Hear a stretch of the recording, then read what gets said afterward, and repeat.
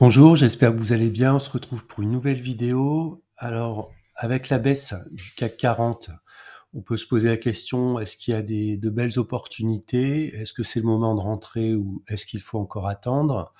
Avant de démarrer, je vous propose donc un avertissement. Je ne suis pas conseiller financier. Cette vidéo n'a pas pour but de vous proposer un placement financier ou un quelconque conseil d'achat, mais uniquement un but pédagogique et de partage. Vous restez responsable de vos investissements. Alors effectivement, donc comme beaucoup d'analystes, j'avais tracé un range dans lequel le CAC 40 évoluait depuis à peu près le mois de février 2024.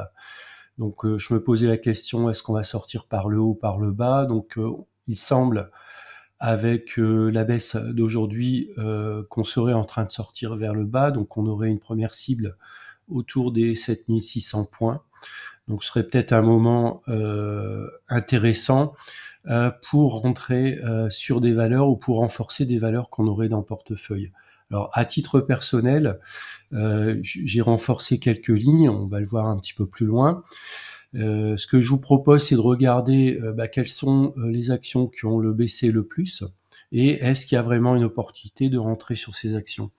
Alors si on va sur cette partie palmarès, donc si on regarde la baisse par rapport à la veille, donc on voit que la baisse touche principalement les valeurs bancaires, donc Société Générale, BNP, Crédit Agricole. Donc on va regarder un petit peu ces trois actions. Et puis également Vinci et Engie. D'ailleurs, si on prend un indice plus large que le CAC 40, par exemple le SBF 120, on peut voir par exemple, bien sûr, on va retrouver ces bancaires, mais on va également retrouver une société qui est assez proche de la société Vinci en termes d'activité, qui est la société Eiffage. Donc ce que je vous propose, c'est de faire un tour sur les bancaires. Donc on va regarder un petit peu côté bancaire ce que ça donne. La première action, c'est Société Générale. Alors si on regarde la Société Générale au niveau graphique, on voit qu'elle évoluait en fait dans un biseau ascendant. On est sorti par le haut. On a touché quasiment une résistance autour des 28 euros. Et puis on est actuellement donc en pullback et on peut voir qu'on est actuellement en train de reprendre en fait l'intérieur du biseau avec une ouverture en gap négatif. On voit ici la moyenne mobile à 34 jours qui joue son rôle de support. On a rebondi sur la moyenne mobile à 34 jours plusieurs fois ici. Alors soit donc ça va servir de support, auquel cas si on est positif, donc le cours va repartir à nouveau vers les 28 euros. Donc on aura un potentiel ici. Si on rentre sur les cours actuels, on aura un potentiel de 15%, ce qui est non négligeable. Soit on reste à l'intérieur du biseau, et puis dans ce cas, on aurait éventuellement une possibilité de continuation de baisse de l'ordre de 13%, et si on sort par le bas, on irait toucher une résistance donc sous les 20 euros à 19,22 €, qui serait une correction de plus de 20%. Donc la deuxième société, c'est Crédit Agricole. Alors le Crédit Agricole, donc c'est pareil. Donc on a ici un support ascendant qui est représenté sous la forme de cette droite. On était dans un biseau. Ici, on est sorti une petite résistance autour des 13,40 €. On est sorti par le haut. On a réussi également à s'extraire d'une résistance hebdo autour des 14 euros. On a flirté avec la sortie de la résistance des 15,50 €. Et puis depuis donc 4 semaines, Crédit Agricole est en phase de correction. On est actuellement sur un bon support à 14 euros. Donc ça pourrait être un point d'entrée si on vise un retour vers les niveaux les plus hauts. Ce serait potentiellement une possibilité de croissance de 11%. Par contre, si on vise un retour sur le support, pour moi, ce sera un point d'entrée qui sera intéressant, avec une baisse encore à attendre de l'ordre de 6%, ce qui nous donnerait en fait un cours autour des 13,17 € pour une entrée en fait sur le Crédit Agricole. Et puis on va terminer par BNP. Alors BNP Paribas, on a également une droite ici une oblique de support. On a une oblique ascendante ici, on a touché plusieurs fois, notamment ici au mois d'octobre 2022 et puis en mars 2024. On a connu une très belle montée depuis février 2024 pour aller même sortir de la résistance des 70 euros pour aller toucher un pic autour des 73 euros. D'ailleurs, je pourrais tout à fait le dessiner.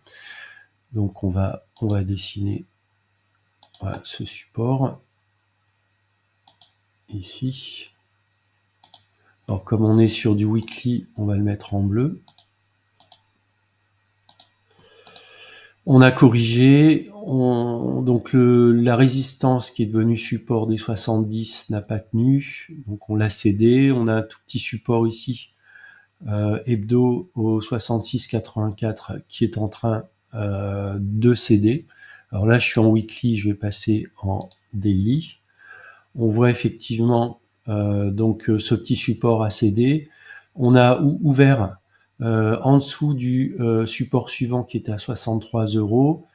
On est allé toucher un support à 60 euros. On est actuellement en train de revenir vers le haut.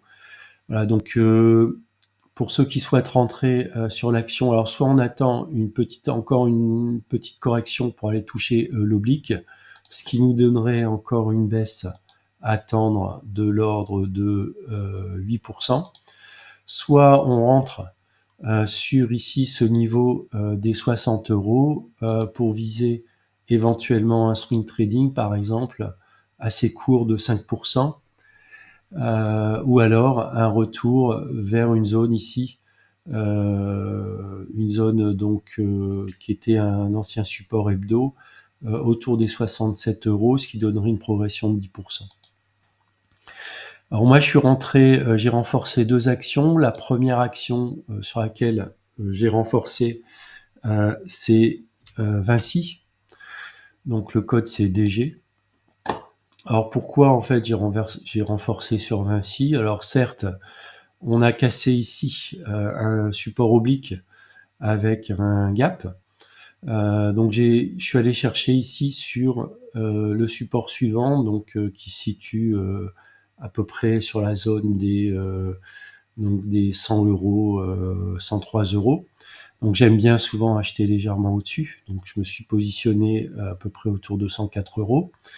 Donc ça en mode DCR en fait sur Vinci. Alors même il peut y avoir un risque quand même d'une consolidation, ce qui peut être intéressant en fait, c'est que le potentiel, si on estime que le support ici des 102 euros est un support solide, on peut espérer ici un rebond par exemple pour un retour à l'intérieur ici de cette oblique ascendante. On peut espérer un rebond en fait de l'ordre de 8%. Donc ça c'est la première action, et la deuxième action sur laquelle je me suis renforcé, c'est Air Liquide. Donc si on regarde ici Air Liquide, donc pareil, elle évoluait donc dans un range depuis un petit moment, hein. Si on regarde ici plutôt en mode weekly, voilà, on a ici donc l'évolution de l'action dans le range depuis le mois d'octobre 2022. Alors il y a 2 choses en fait qui se passent sur l'action Air Liquide. C'est un split de l'action, hein, donc 11 actions pour 10 détenus.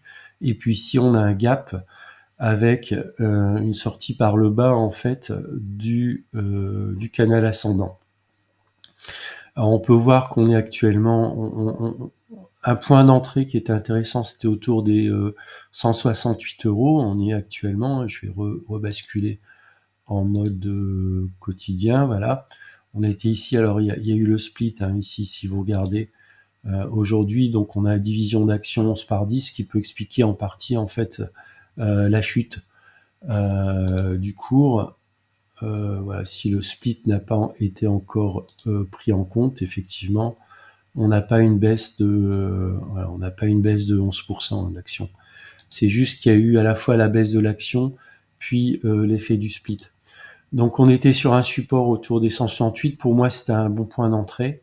Je pense que l'action va réintégrer en fait son canal et puis à mon avis repartir à la hausse. Dans ce cas, on aura potentiellement dans un premier temps la réintégration du canal, c'est-à-dire un petit 5%, et puis peut-être si on revient sur des cours médians, une petite hausse de 13%. Alors attention néanmoins, s'il y a une consolidation, eh bien moi je vais renforcer en fait Air Liquide sur cette zone ici autour des 151, 154 euros.